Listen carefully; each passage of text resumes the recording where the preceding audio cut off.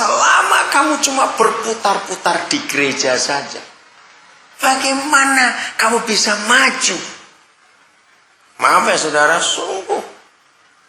Kalau kita dari waktu ke waktu mutarnya hanya di gereja saja, mau pindah berapa banyak departemen tiap minggu, kalau pendetanya mengizinkan, tidak akan secara pernah mengalami kemajuan dalam itu. Apalagi kalau gerejanya besar, terus yang pelayanan begitu banyak, paling sebulan baru tentu sekali bisa dapat kesempatan karena terlalu banyak tim yang ada.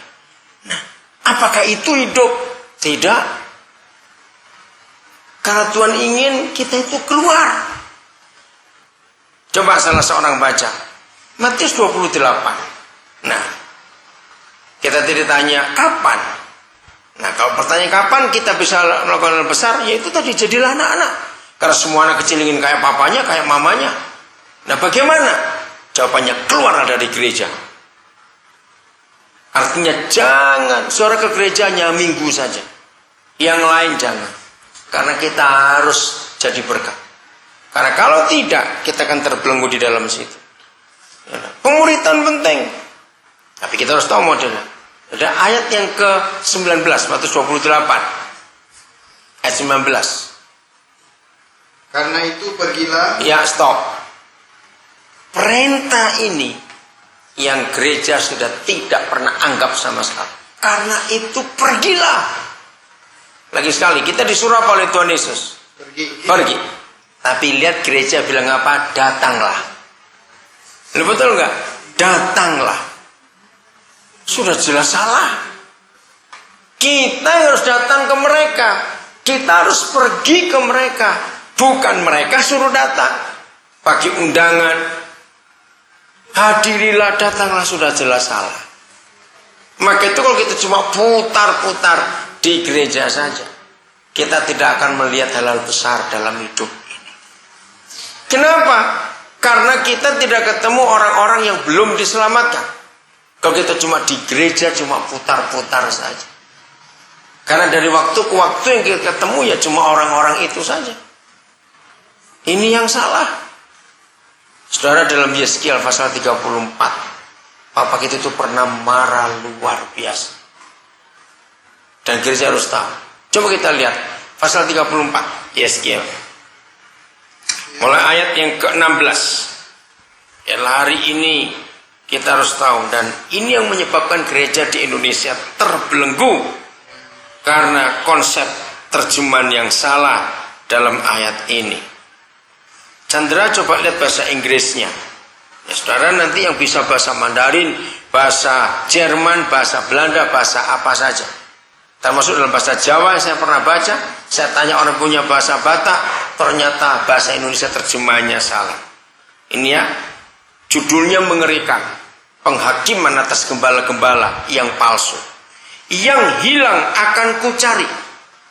Yang tersesat akan kubawa pulang. Ini jelas Yesus. Betul? Yang luka akan kubalut, yang sakit akan kukuatkan. Itulah hati Bapa di surga. Saya baca lagi. Yang hilang akan kucari. Maka itu kita disuruh pergi. Amin. Setelah itu yang tersesat akan kubawa pulang. Yang luka akan kubalut, yang sakit akan kukuatkan. Nah, ini yang salah terjemahan Indonesia. Chandra, tetap bahasa Inggrisnya? Enggak ada. Enggak bisa. Siapa yang ada bahasa Inggris? Oke, Adrian, ntar kamu baca, lihat ya. Ayat 16 masih, ayat 16. Yesaya 34. Serta yang gemuk dan yang kuat akan kulindungi. Dan aku akan mengembalakan mereka sebagaimana seharusnya. Bahasa Inggrisnya kata apa? Yang kulindungi itu. Ketemu? Oh, bukan, terus. Ya.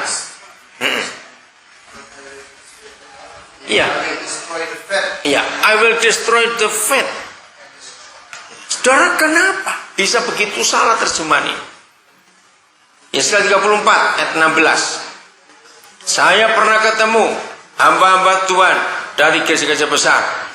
Ketika mereka tahu bahwa saya sibuk pelayanan di desa.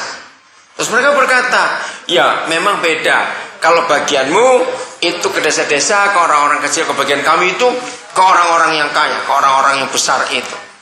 Terus saya tanya, ayat apa yang kalian pakai? Ayat ini disebutkan. Nah, sudah jelas salah sama sekali. Aku akan menghancurkan yang gemuk dan yang kuat. Nah, lihat ayat 17-nya sekarang. Mengapa Gembala Agung kita yaitu Yesus Kristus begitu marah kepada yang gemuk dan yang kuat? Ayat 17 sampai 19 ya.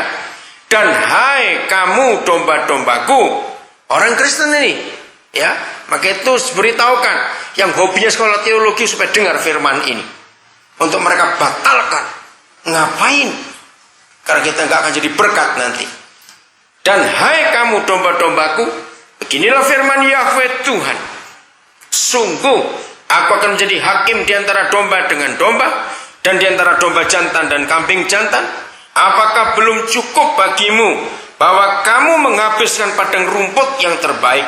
Mesti pulakah kamu injak-injak padang rumput yang lain-lain dengan kakimu? Belum cukup bahwa kamu minum air yang jernih? Mesti pulakah yang tinggal itu kamu keruhkan dengan kakimu? Ngeri ini domba-domba yang gemuk itu tadi. Apakah domba-dombaku seharusnya memakan rumput yang sudah diinjak-injak kakimu dan meminum air yang sudah dikeruhkan kakimu? Oleh sebab itu, ayat 20, beginilah firman Yahweh Tuhan terhadap mereka. Dengan sesungguhnya aku sendiri akan menjadi hakim di antara domba yang gemuk dan yang domba yang kurus. Oleh karena semua yang lemah kamu desak dengan lambungmu, karena sudah kegendutan, dan baumu, karena mereka sudah kuat, serta kamu tanduk dengan tandukmu, sehingga kamu menghalau mereka keluar kandang. Maka aku akan menolong domba-dombaku, supaya mereka jangan lagi menjadi mangsa, dan aku akan menjadi hakim di antara domba dengan domba. Saudara, kita lihat domba-domba yang kuat dan gemuk tadi itu. Kenapa Tuhan berkata, I will destroy the fat and the strong? Saudara, ayo. Semua kegiatan gereja, sibuknya para pendeta, pemusik, penyanyi, WL, sibuknya para pendoa, sibuknya guru-guru sekolah minggu, mereka hanya sibuk untuk ngurus yang sudah gemuk dan sudah sehat. Betul atau tidak? Karena orang itu sudah Kristen. Ngapain diurus lagi? Harusnya gemuk yang sehat ini keluar, bagikan makanan yang mereka punya. Bayangkan dia sekian menubuatkan gereja zaman sekarang ini.